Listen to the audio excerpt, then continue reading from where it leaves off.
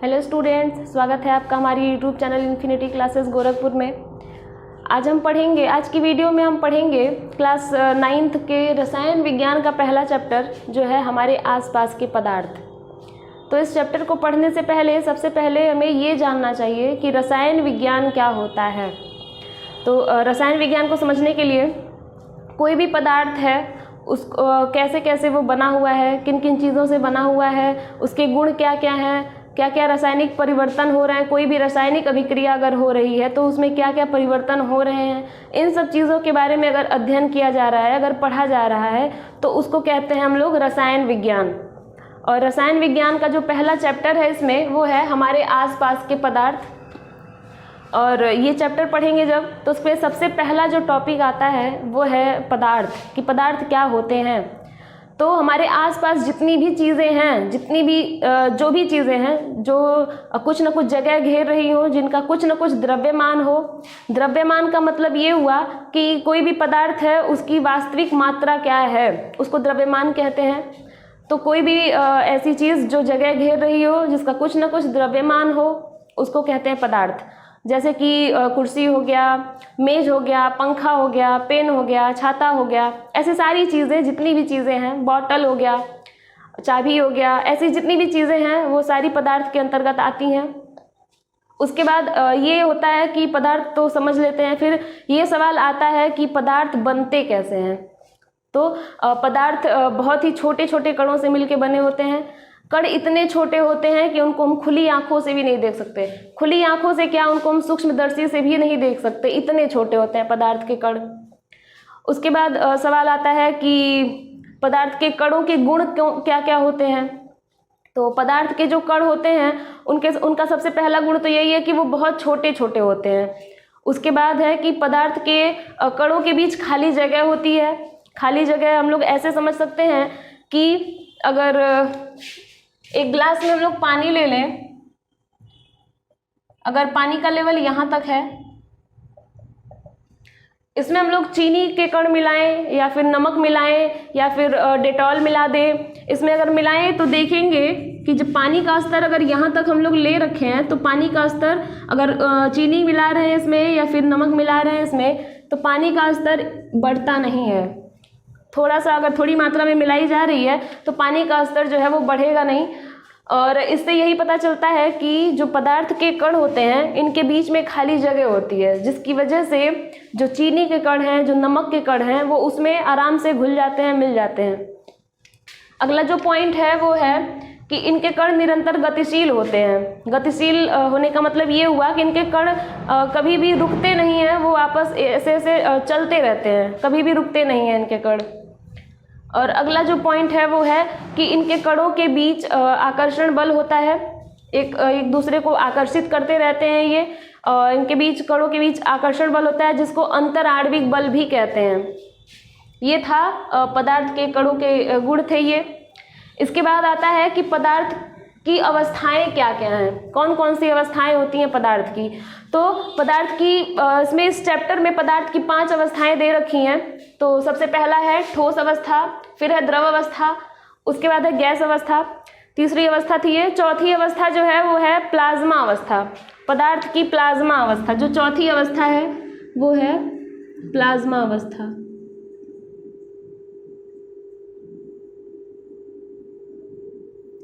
और जो 5वीं अवस्था है वो है बोस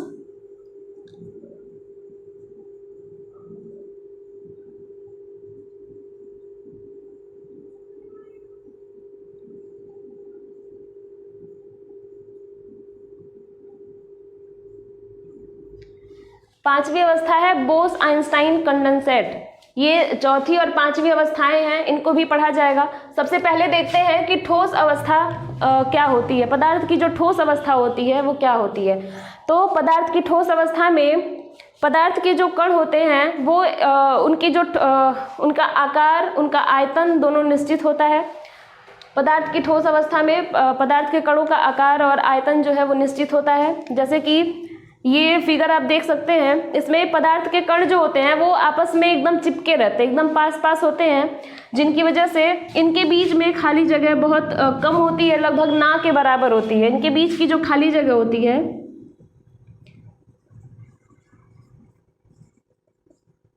इनके बीच खाली जगह लगभग ना के बराबर होती है।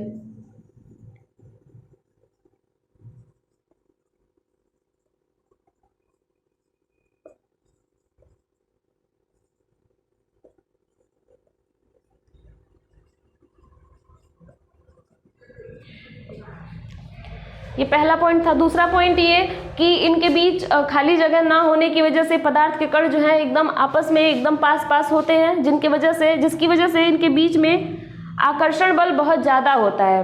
आकर्षण बल मतलब अंतराणविक बल जो होता है वो बहुत ज़्यादा होता है ठोस में।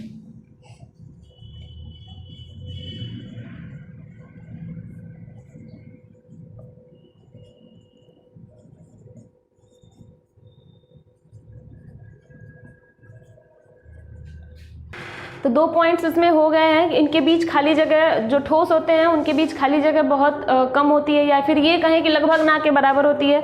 दूसरा है कि इनके बीच जो आकर्षण बल होता है वो बहुत ज़्यादा होता है, क्योंकि इनके जो कण होते हैं, जो ठोस के जो कण होते हैं वो बहुत पास पास होते हैं। इसकी वजह से इनके बीच का जो आकर्षण बल होता है वो बहुत ज़्यादा होता है। और क्योंकि जगह नहीं होती है इनके बीच, इसलिए गतिज ऊर्जा जो है बहुत कम होती है।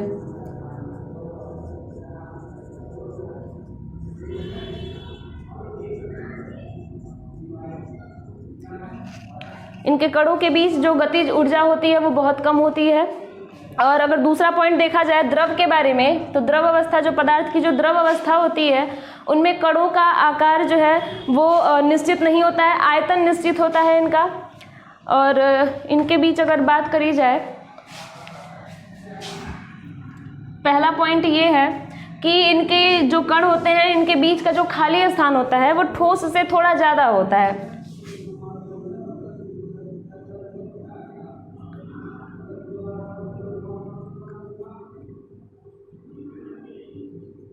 इनके कणों के बीच खाली स्थान ठोस से ज़्यादा होता है।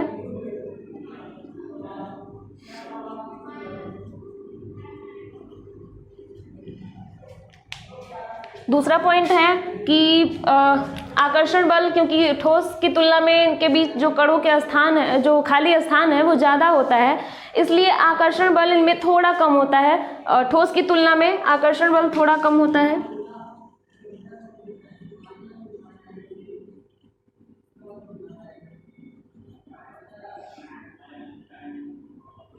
ठोस की तुलना में कम होता है इसमें।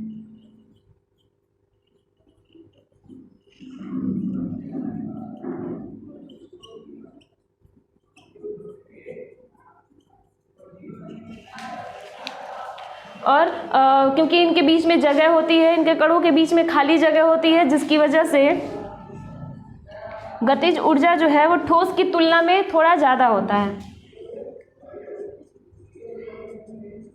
गतिज ऊर्जा ठोस की तुलना में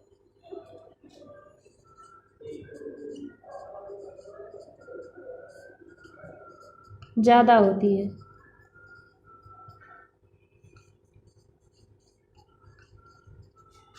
वहीं अगर बात करें हम गैस अवस्था की, तो जो पदार्थ की जो गैसियस अवस्था होती है, जो गैस अवस्था होती है, उसमें कण जो होते हैं पदार्थ के वो बहुत दूर दूर होते हैं। मतलब इनके बीच जो खाली जगह होती है वो बहुत ज़्यादा होती है, इन सबसे बहुत ज़्यादा होती है खाली जगह। और खाली जगह होने की वजह से इनके बीच का जो आकर्षण बल है वो सबसे कम होता है। इनके कणों के बीच जो आकर्षण बल है वो बहुत कम होता है।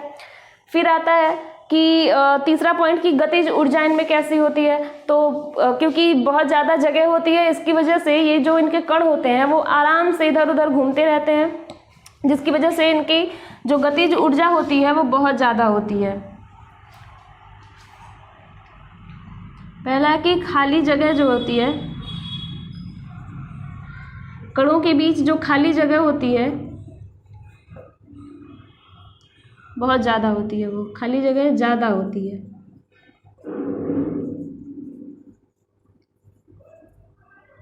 दूसरा पॉइंट ये है कि आकर्षण बल, खाली जगह ज़्यादा होती है तो कण जो है वो बहुत दूर दूर होते हैं, जिसकी वजह से इनके बीच का जो आकर्षण बल है वो बहुत कम होता है,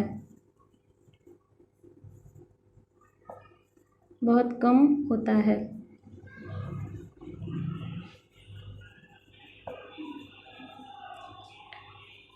तीसरा ये है कि आकर्षण बल कम होता है। तीसरा ये है कि गतिज ऊर्जा जो है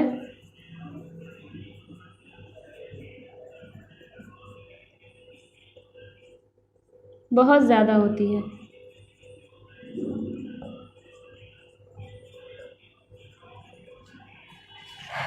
गतिज ऊर्जा इनके कणों की बहुत ज़्यादा होती है। इन दोनों की तुलना में, मतलब ठोस और द्रव की तुलना में गैस के जो कण होते हैं उनमें गतिज ऊर्जा बहुत ज़्यादा होती है। तो आज की वीडियो में हम लोग देखें कि ठोस, द्रव और गैस के बारे में थोड़ी बहुत जानकारी। और अगली वीडियो में जो है हम लोग ये प्लाज्मा और जो चौथी पांचवी अवस्थाएं हैं पदार्थ की, इनके बारे में बात करेंगे। और ठोस, द्रव और गैस के बारे में, इनके बीच का अंतर देखेंगे हम लोग अगली वीडियो में। तो आज के लिए बस इतना ही। वीडियो अगर पसंद आई हो तो लाइक करिए, शेयर करिए, चैनल को सब्सक्राइब करिए ताकि वीडियोज़ आप तक पहुंचती रहें। Thank you.